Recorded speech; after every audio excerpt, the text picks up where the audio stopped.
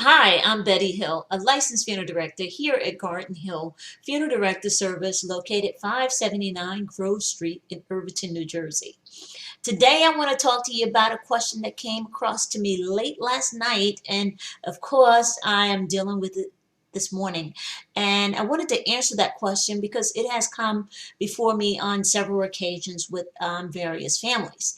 And the question is, who has the right to control a funeral when there is two people living together that is not married?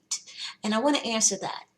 And make sure it is something that most people who either knew or didn't know actually get better clarity on it, okay?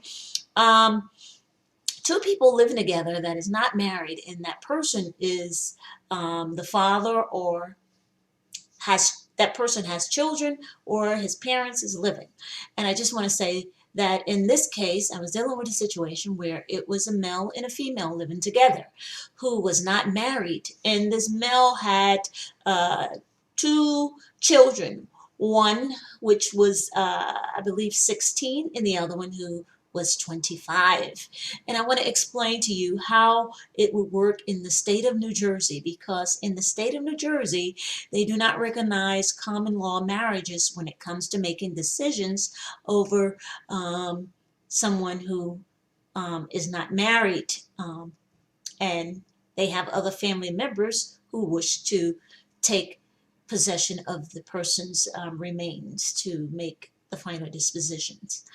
Okay, in this case, the daughters who also lived here in New Jersey were willing to take on the right to bury their father. I want to explain that to you because there was no will or no funeral agent, and that's something I will be talking about at some point later in another episode, okay? Funeral agents. This person had no will, and they had not appointed anyone to act as their funeral agent.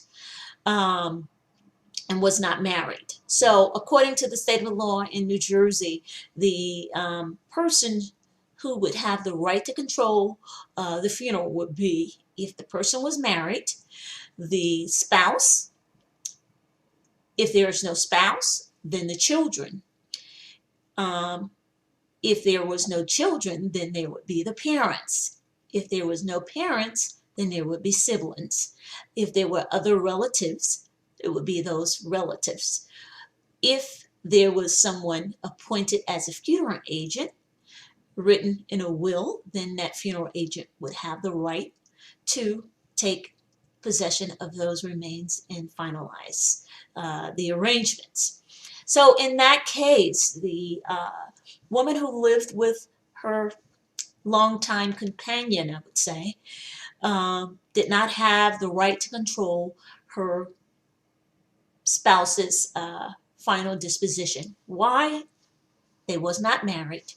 Secondly, there was a daughter, 25, who wanted to take her father's remains and make the final disposition arrangements, and she had the right to do so in this case, I hope that the brief information that I've shared with you, there is a whole list of things that people should put in order when making arrangements. If you're going to live with someone and you're not going to marry them, it doesn't mean that they won't have the right. It's just that you have to put it in writing or make it, put it in a will and make that known and leave everything in place for them to make those decisions for you. Otherwise, it would have to go in the order which I explained to you earlier. Again, I'm Betty Hill, a licensed funeral director here at GardenHill Funeral Service, located 579 Grove Street in Irvington.